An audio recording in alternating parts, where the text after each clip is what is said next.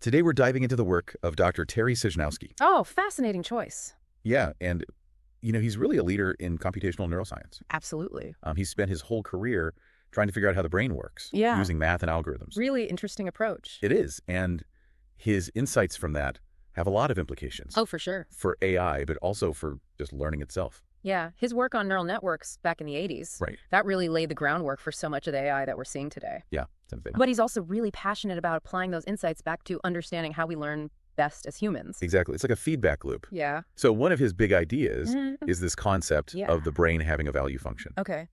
It's similar to what's used in AI systems like AlphaGo. Right. And it's not just about winning a game or something. Oh. It's about how our brains are constantly assigning value to different experiences and actions. Right. And that's what guides our learning and our decision making. I was really struck by how Snowski highlights the power of negative experiences in shaping this value function. Yeah. He says that we actually learn more from our mistakes and failures than we do from our successes. And there's a real neuroscientific basis for that, too. I was going to say. You know, the amygdala, the part of our brain that processes emotions. Right. It's particularly sensitive to negative experiences. Okay. And this negativity bias is probably an evolutionary adaptation to help us avoid danger and make better choices in the future. Makes you wonder, though, if we overemphasize the negative. Yeah, that's a good point. Especially in learning environments. Well, because on the flip side, right. Snowski also talks about the importance of testing as a learning tool. He argues that retrieving information, even if we struggle with it, actually strengthens our understanding more than passively reviewing material. So it's all about finding that balance, right? Yeah, finding that sweet spot. Pushing ourselves, but not too much, where it becomes a negative experience and shuts us down. Right, and that connects to another important distinction that he makes between two types of learning: cognitive learning, which is more thinking-based, and then procedural learning, which is about doing and skill development. He uses the example of learning tennis. Oh, yeah. Great example. Reading about the technique that's cognitive. Yes. But actually hitting the ball on the court is procedural. Right. You got to get out there and do it. And he's worried about this trend in education. What's that? To prioritize the cognitive learning at the expense of the procedural. And this is where understanding the neural basis of learning, I think, becomes so important. Okay. We know that procedural learning really involves the basal ganglia, which is a part of the brain that's involved in motor control and habit formation. If we neglect this type of learning, we're basically underutilizing a key brain region for acquiring new skills. It makes you wonder how much our education system is really optimized. It's a good question. For how our brains actually learn best. Yeah, it's a big question, and it's not just classrooms. No. This applies to any kind of skill development, from playing music to coding to public speaking. And, speaking of the brain's energy demands, Snowski himself is very active physically. Oh, right. Yeah, he is. He talks about the connection between his daily beach sprints and what he calls cognitive intervals. Okay. He seems to be a big believer in the idea that physical exertion can actually boost our cognitive function. Interesting. And these cognitive intervals, they're like these short bursts of focused learning followed by breaks. Right. So it's like interval training, but for the brain. Like high-intensity interval training? Yeah, exactly. And he even mentioned a study about higher education levels being linked to a later onset of Alzheimer's. Oh, wow. That's fascinating. So it points to this idea of building up a cognitive reserve. Right. Through lifelong learning, right? Yeah. Engaging in challenging activities, both mentally and physically, seems to offer some protection against cognitive decline as we age. I like that idea of a cognitive reserve. So it's not just about what we learn. Right. Is how we approach learning. I see. That can impact our brain health in the long run. That's a great point. Now, speaking of new experiences. Okay. Let's talk about social media and how it's impacting our brains. Oh, interesting.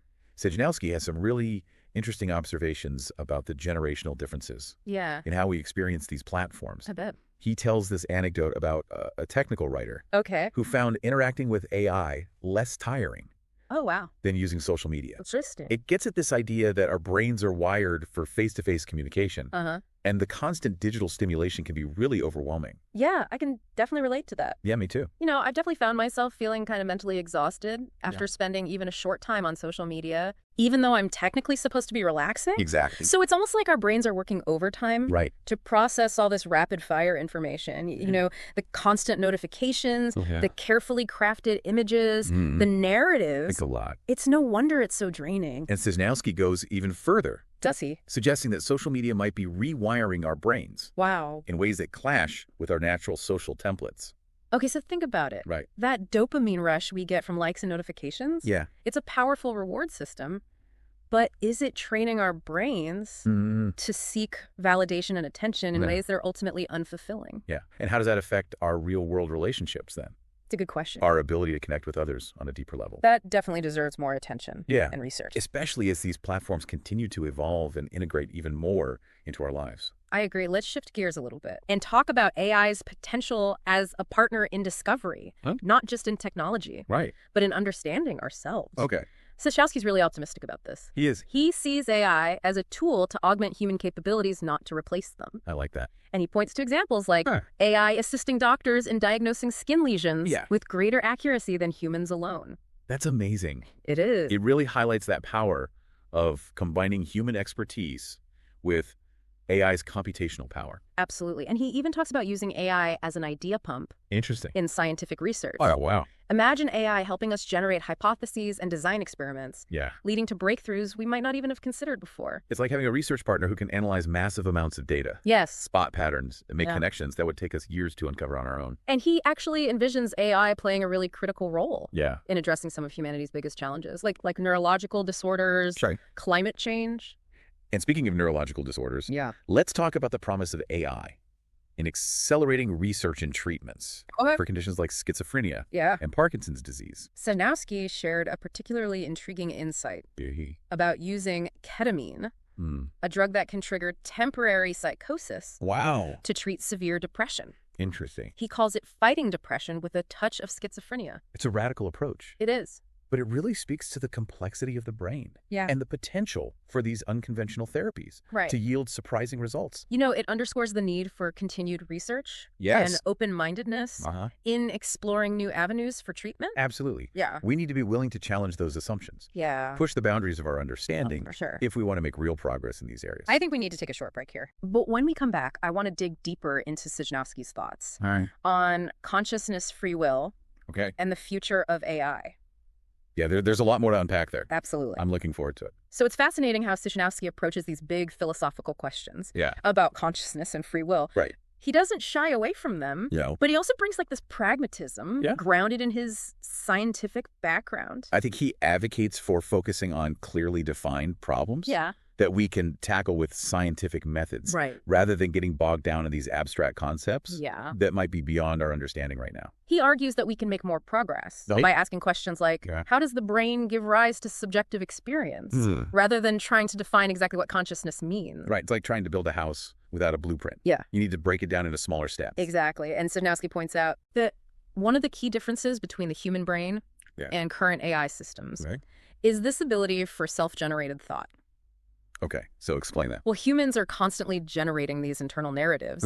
Even when we're not actively engaged in a task, we daydream, we plan, we worry, we reminisce. Do all those things. And AI, as sophisticated as it's becoming, still mainly operates in this reactive mode. Interesting. It responds to inputs and generates outputs based on its training data. It hasn't quite cracked that code of spontaneous internal world. Exactly. AI can process information and solve problems at an incredible speed. Yeah, it can. But it doesn't yet have that same level of complexity and autonomy as the human brain when it comes to generating thoughts and ideas independently. I'm curious about his work on wordlessness and how it relates to fostering creativity. Yeah. Could this be a clue to bridging that gap between AI and human-like thought? It's an intriguing connection, for sure. So what's wordlessness? So Stachowski talks about the value of reducing sensory input, creating space for our minds to wander and make connections without the constant bombardment of external stimuli. Interesting. He believes this kind of mind wandering is crucial for generating those aha moments of insight and creativity. Like when you're in the shower. Exactly. Taking a walk. And he's not just theorizing. Wow. He shares personal anecdotes about how some of his own scientific breakthroughs came to him during moments of quiet reflection, like while walking on the beach or just after waking up. It reminds me of the famous story of Archimedes discovering the principle of buoyancy in the bathtub. Exactly. But how do we encourage that kind of thinking? That's the question. In a world that's so filled with distractions. Right. And maybe this is where AI could actually play a helpful role. Interesting. Imagine AI tools that could help us curate our digital environments, filter out the noise, and create those pockets of wordlessness. So using technology to create space from technology. I know it sounds paradoxical. It does. But I can see the potential there. Okay, and what if AI could also help us understand the neural mechanisms underlying mind wandering and creative insight? that could lead to even more powerful tools for enhancing human cognition. Snowski also seems really excited. He does. About AI's potential to accelerate research and treatment for neurological disorders. Absolutely. You mentioned the use of ketamine, right, which can induce psychosis to treat severe depression. I mean, it's a fascinating example of how challenging our assumptions and exploring these unconventional approaches can lead to breakthroughs. It really makes you wonder what other surprising connections are out there. It does. Just waiting to be discovered. And AI could be the key to unlocking those secrets. Yeah, leading to more personalized and effective treatments for a wide range of conditions. It's inspiring to think about the positive impact AI could have on human health and well-being. Absolutely. And it's important to remember that these are still early days. Oh, for sure. For AI. Yeah, we're just scratching the surface of what's possible. Which leads to a really important question. As we develop these increasingly powerful AI systems, what are the ethical considerations we need to be thinking about? That is a crucial point. We need to ensure that these technologies are developed and used responsibly, with a focus on benefiting humanity and promoting our collective well-being. It's like we're standing at a crossroads. Yeah. The choices we make now will have huge implications for the future. We need to engage in thoughtful discussions about the potential risks and benefits of AI. And work together to create a future where these technologies are used ethically. I think Snowski's work offers a really valuable framework for navigating this. It's complex. Yeah. For sure. His emphasis on understanding the brain. On lifelong learning. And on using AI to augment human capabilities provides a really good roadmap, I think. I agree. For a future where humans and machines can collaborate. To create a more just and equitable world. Now, before we wrap up, I wanted to touch on something else that Snowski mentioned. This idea of cognitive velocity. Oh, interesting. He was talking about how he adjusts his reading pace and his listening speed, depending on the material. And his own mental state. It speaks to this growing awareness of the importance of metacognition. Understanding how our own minds work. Finding strategies that optimize our learning and performance. I've been experimenting with that myself. Have you? Yeah. What have you been doing? Trying to be more mindful of my own cognitive rhythms and adjust my pace accordingly. It's like finding the right gear for your brain. Yes, exactly. Depending on the task. And maybe AI could play a role here too. Oh, how so? In helping us understand and manage our own cognitive velocity. Interesting. Providing us with tools and insights to maximize our mental efficiency and creativity. Imagine an AI assistant that could track our cognitive pattern, identify our peak performance times, and even suggest strategies for optimizing our work environment and workflow. It's a glimpse into a future where AI and neuroscience work together to empower us to become the best versions of ourselves. And it's a reminder that the most profound innovations are often those that help us better understand and harness the power of our own minds. Well said. So as we wrap up our deep dive into Dr. Snowski's work, I'm left with this sense of awe and possibility. Me too. He paints this really compelling vision of the future. Right, one where AI and neuroscience collaborate. To unlock the secrets of the human brain. And empower us in ways we can't even imagine yet. It's a future where we could use AI not only to diagnose and treat those neurological disorders, but to actually enhance our cognitive abilities. Right, foster creativity. Even gain a deeper understanding of consciousness itself. It's almost like we're on the verge of the new Renaissance. I like that. This period of incredible scientific and technological advancement. Driven by this convergence of AI and neuroscience. Exactly, and like any period of rapid change, we need to proceed with both enthusiasm and caution. For sure. Making sure that these powerful tools are used ethically and for the good of humanity. Snowski's own approach, with its emphasis on curiosity, lifelong learning, and a deep respect for the complexity of the brain. I think that offers a really valuable guidepost. For sure, as we navigate this uncharted territory. He reminds us that the most profound discoveries often come from asking the right questions. Challenging our assumptions. Embracing the unknown. Right, with wonder and humility. And maybe the most important question of all is this. If AI could actually help us unlock the secrets of human consciousness, what would be the most valuable insight we could gain? It's a question that makes us think about what it means to be human. It really does. To think about the nature of our own existence. And explore those boundless possibilities of the human mind.